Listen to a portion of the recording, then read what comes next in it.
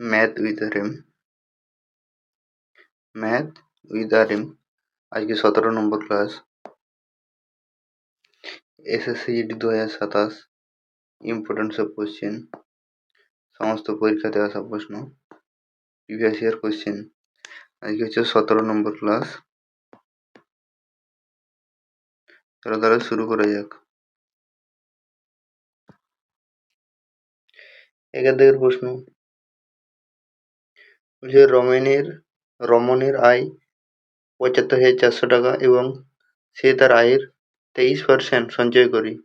যদি তার আয় 27% বৃদ্ধি পায় এবং তার ব্যয় হচ্ছে 50% বৃদ্ধি পায়, তবে তার সঞ্চয় কত হবে? প্রথমে 75,400 গুণিত 23/100, প্রথমে সঞ্চয়টা বের করব। তাহলে 0 0 কেটে যাবে, পড়ে যাচ্ছে 754 গুণিত 23 সমান কত হবে? 17,342।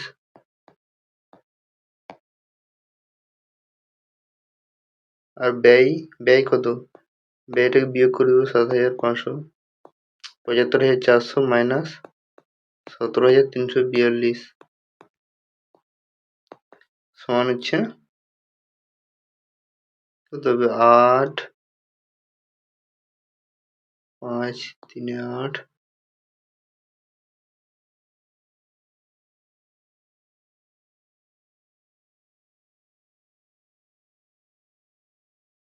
সরি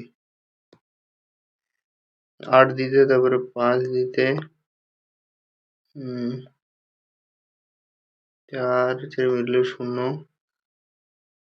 7, 8 15,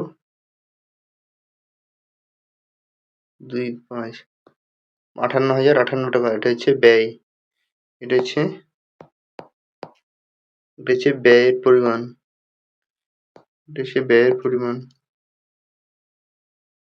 তারপর বলছে ব্যয় কত বৃদ্ধি পেয়েছে? 50%।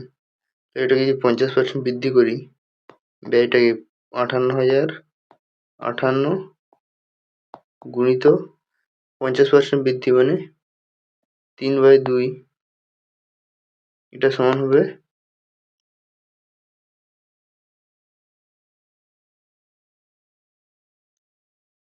এটা সমান হচ্ছে 87,087 টাকা। এটা হচ্ছে ব্যয় 50% বৃদ্ধি করার পরে। আয় কত বৃদ্ধি পেয়েছে? 27%। তাহলে করবো 7,554 গুণিত 27/100 সমান কত হবে?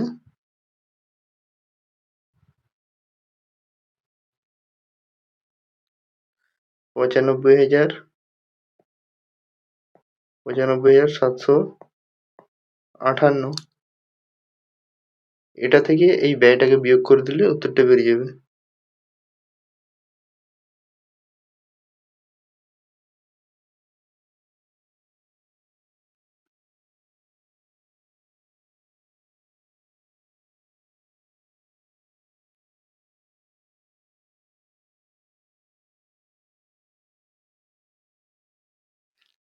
$95,758 থেকে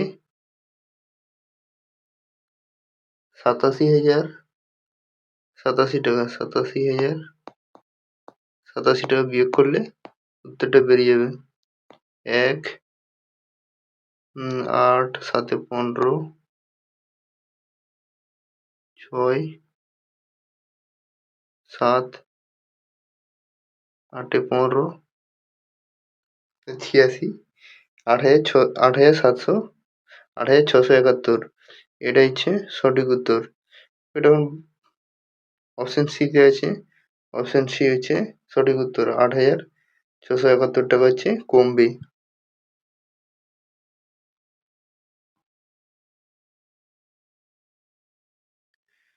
দুই প্রশ্ন, যে দুটি সংখ্যার লসাগু 4158 এবং তাদের গসাগু হচ্ছে 54। এদের এদের একটি সংখ্যা 378 হলে অপর সংখ্যাটি কত? আমরা জানি লসাগু গুণিত গসাগু সমান দুটি সংখ্যার গুণফল। এটা করব 4158 গুণিত 54 ভাজিত 378। এটাই কাটাকুটি করলে উত্তর বেরিয়ে যাবে। একবার যদি করি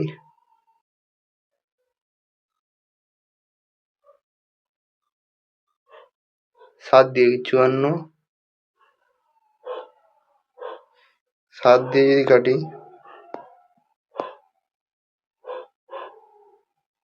54 7 378। আবার 7 দিয়ে এটাকে কাটবো, 7 দিয়ে 4158 কে, তাহলে কত হচ্ছে 7 5 35, 7 লং 63, 7 4 28, 594 সমান হচ্ছে 594। সঠিক উত্তর হচ্ছে অপশন সি। অপশন সি হচ্ছে সঠিক উত্তর, 594। অপর সংখ্যাটি হচ্ছে 594।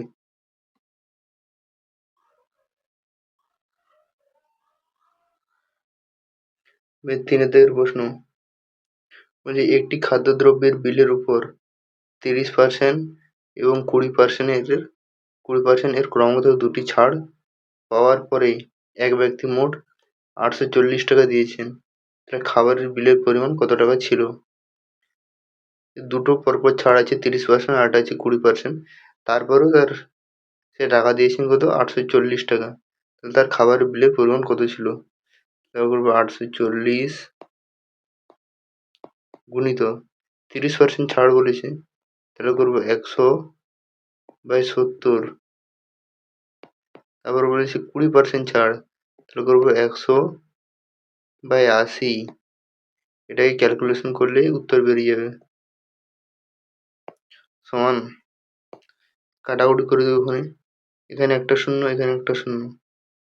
তারপরে 7 দিয়ে 84 কত হচ্ছে 12, 12 7 84। তারপরে কাটবো 4 3 12,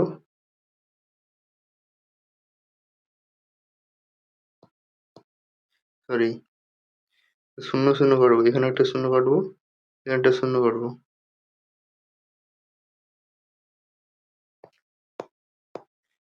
তারপরে কাটবো 4 দিয়ে, 4 3 12, 4 2 8, 4 2 8।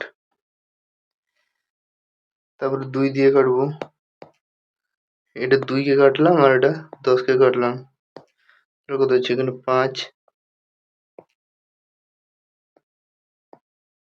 5 কি পড়ে রইল 3 গুণিত 5 গুণিত 100 সমান হচ্ছে 1500। 1500 হচ্ছে খাবারের বিলের পরিমাণ। 1500 টাকা। উত্তর অপশন সি। অপশন সি হচ্ছে সঠিক উত্তর।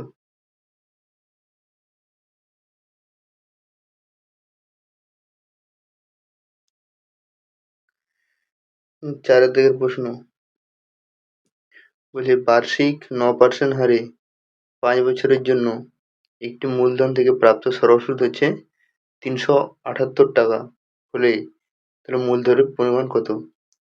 মূলধনের পরিমাণ আমি মূলধন ধরলাম পি, পি যে সূত্রটা জানি পি গুণিত 9 গুণিত টাইম হচ্ছে 5 বছর বাই 100 সমান কত বলেছে 378। এটা হচ্ছে উত্তর। এটাকে কাটাকুটি করে দেবো, 5 দিয়ে 100 কাটবো, তাহলে কত হচ্ছে 20,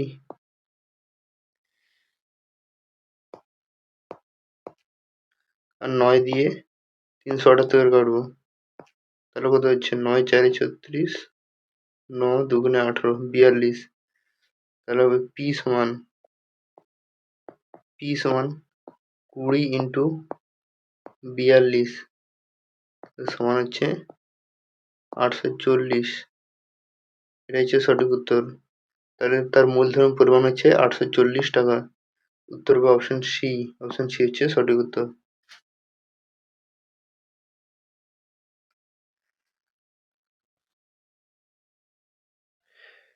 5 দাগের প্রশ্ন বলছে একটি গোলকের ব্যাস 21 সেন্টিমিটার হলে এর পৃষ্ঠতলের ক্ষেত্রফল নির্ণয় করো। একটা গোলক, তার ব্যাস বলেছে 21 সেন্টিমিটার, তাহলে তার ব্যাসার্ধ হচ্ছে 10.5 সেন্টিমিটার। ক্ষেত্রফলের সূত্র হচ্ছে 4πr²। তাহলে করবো ক্ষেত্রফল সমান 4 পায়ের মান হচ্ছে 22/7 গুণিত r², 10.5 ইন্টু 10.5। তারপরে 7 দিয়ে কাটবো এটাকে, 7 দিয়ে এটাকে কাটলে হবে 1.5। 7 দিয়ে 7, 35, 1.5। তাহলে পড়ে থাকছে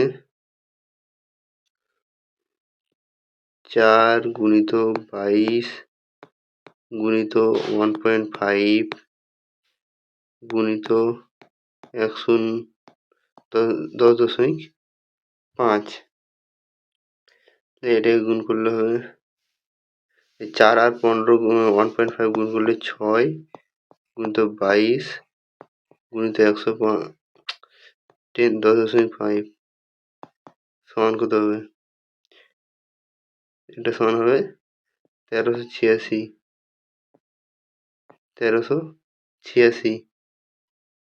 অতএব তাহলে পৃষ্ঠতলের ক্ষেত্র বলছে 1386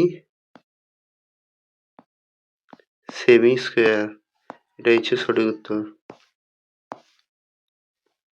উত্তর হবে অপশন বি। অপশন বি হচ্ছে সঠিক উত্তর।